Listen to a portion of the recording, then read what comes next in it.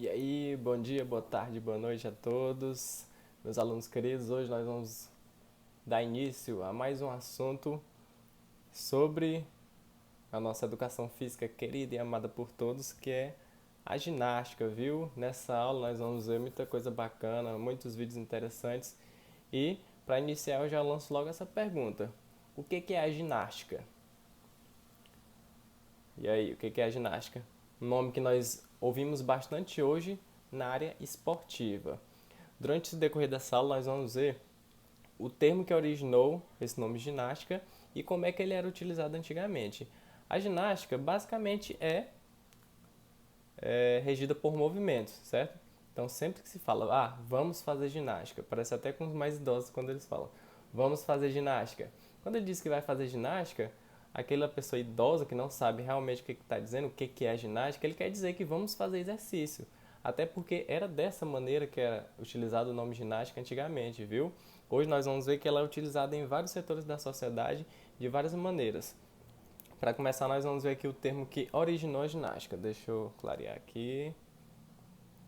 Nós temos dois termos que possivelmente originaram o nome ginástica e os dois com significado bem interessante. Nós temos o gymnastique, que é do grego.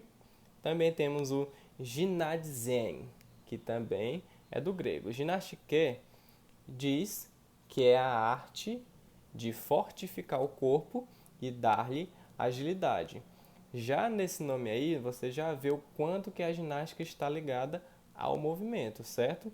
Se nós temos uma coisa que a finalidade dela é fortificar o corpo e dar agilidade, lógico que ela tem a ver com o movimento, lógico que ela tem a ver com movimentos corporais, onde esses movimentos vão dar força e agilidade. Ou seja, são duas coisas que são importantíssimos nos movimentos corporais, mas também vão ser importantíssimos na saúde corporal, viu?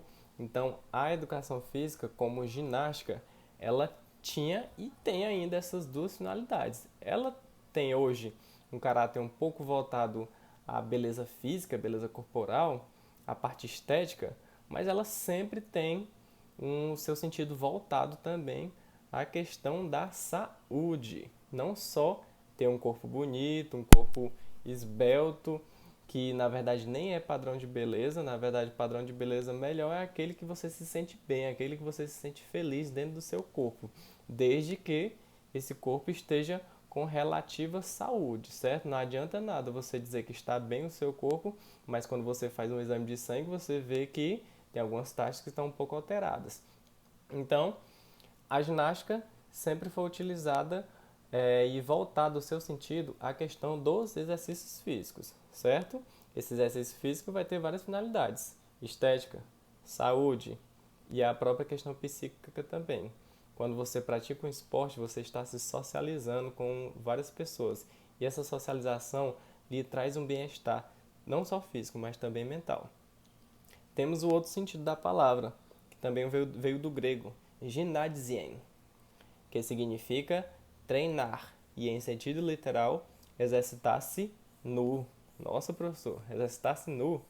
Sim, forma como os gregos exercitavam-se no período em que a ginástica se destacou. Um povo que se destacou bastante no uso da ginástica foi o povo grego. O povo grego, nós já vimos, mas nunca é demais repetir, que eles tinham assim uma grande preocupação com a parte estética corporal. Para eles, para uma pessoa ser bonita, ela tinha que ter o corpo igual daquelas estátuas que a gente tem hoje, nos livros, nas revistas, nos próprios museus, que são esculturas gregas. Para eles, já diz o nome, corpo escultural. Seria o homem forte, bem musculoso, cintura fina, mulher também, do mesmo jeito. Como eu falei, padrões de beleza, que hoje nós temos que lutar contra. Nem sempre o belo para mim é o belo para você. Então você tem que se sentir bem no seu próprio corpo e com relativa saúde, certo? Porém, voltando aqui ao assunto, a Grécia sempre se destacou. E tem essa parte aí interessante, que diz que os gregos exercitavam-se nus. Então, além de... eles davam realmente muita importância aos exercícios físicos como forma de mostrar sua estética. E eles ficando nus era uma forma de mostrar que aquela pessoa estava com o corpo legal, um corpo bacana. Era algo deles, algo que eles se orgulhavam, certo? Então tem essa parte aí interessante da ginástica na Grécia.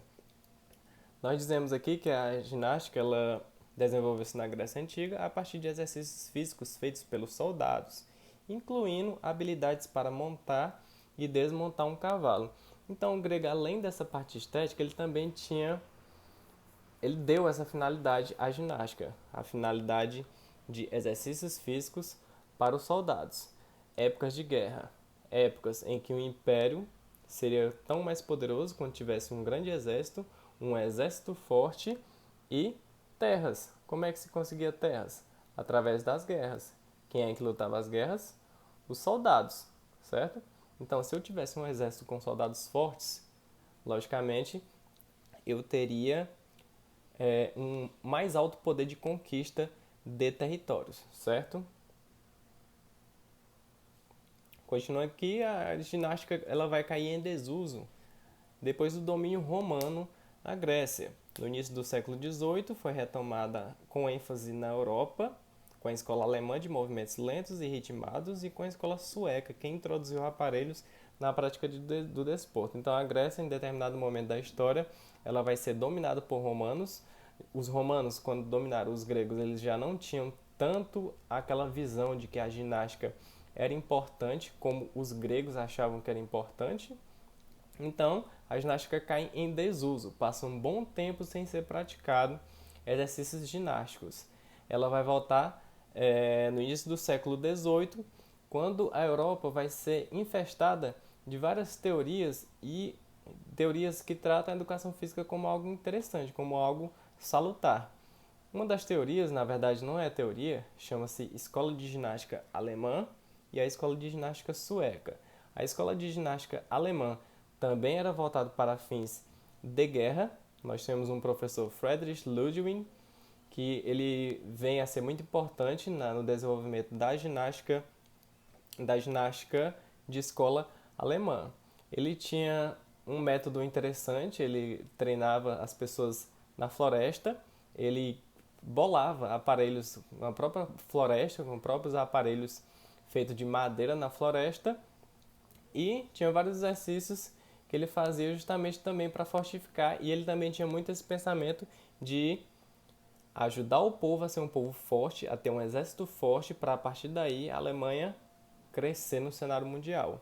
Nós vamos ter depois a escola sueca. Na escola sueca vai ser desenvolvido vários aparelhos, só que esses aparelhos não vão ser voltados tanto para fins militares. Vai ser voltado mais para a prática do desporto, a prática do esporte que nós conhecemos hoje.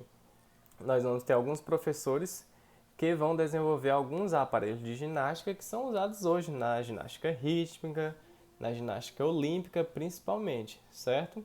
Então, quando chegar a época das Olimpíadas, ou a época de mundiais, nós vamos ver que temos vários aparelhos, que inclusive nós veremos esses aparelhos em próximas aulas, que foram desenvolvidos pelo método ginástico sueco, certo? Vamos lá continuar.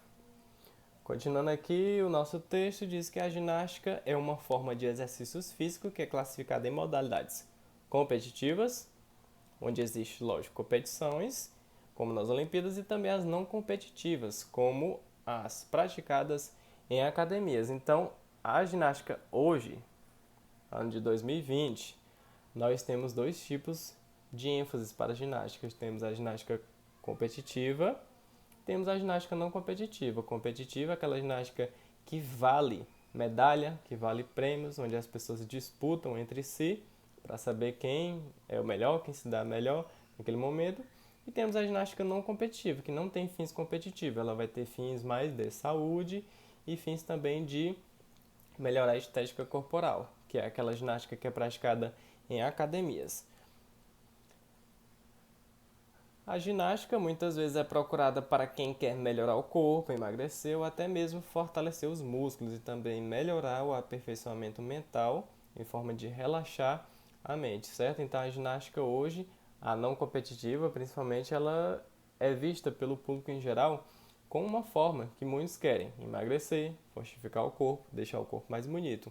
Resumidamente, aspectos estéticos.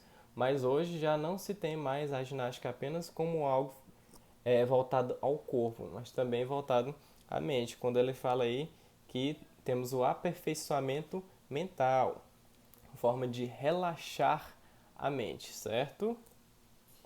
Então vamos lá conhecer o início da ginástica. Nós vimos aí a parte da Grécia, mas não é o início, o início. A Grécia faz parte da antiguidade e não da pré-história. Então, deixa eu afastar aqui para vocês verem.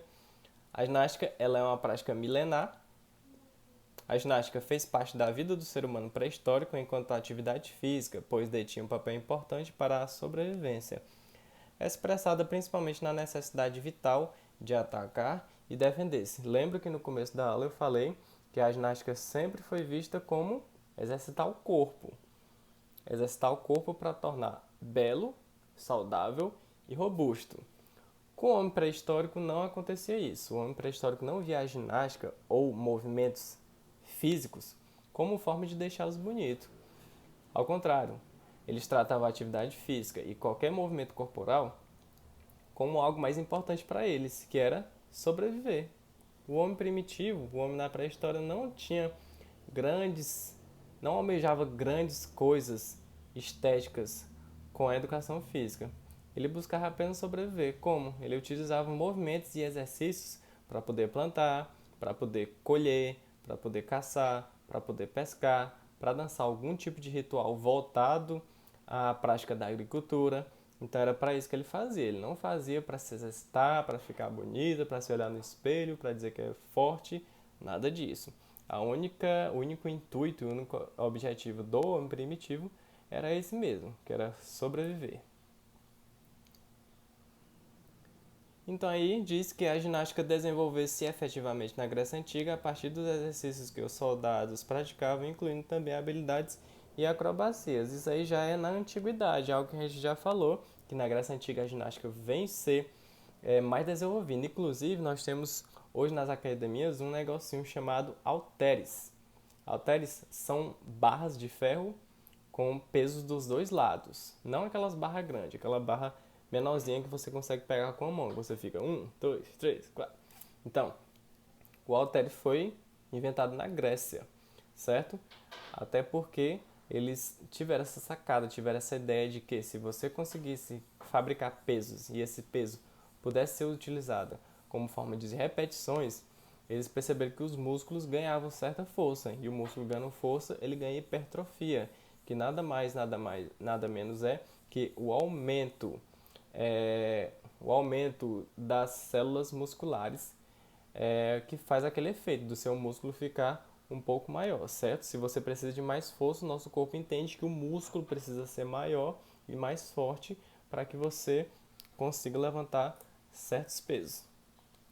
Aqui nós temos uma linha histórica falando sobre o desenvolvimento já a partir dos anos de 1800, como é que foi da ginástica, quando ela passou a ser não mais utilizada com fins militares, mas ela passou a ser entendida como desporto também. Nós temos aí no ano de 1881, foi criada a Federação Internacional de Ginástica. Então, a partir do momento que se cria uma federação de ginástica, nós deduzimos que regras são estabelecidas para que a ginástica possa ser uma coisa linear, que ela possa ser uma coisa que seja praticada aqui no Brasil de uma forma, na Inglaterra de uma forma, na China da mesma forma, certo? Então ele unifica e ele dá regras para a prática da ginástica enquanto desporto. No ano de 1896 nós vamos ter a primeira Olimpíada. Então iniciam-se as competições internacionais nas Olimpíadas de Atenas com a presença da ginástica. Então a ginástica já era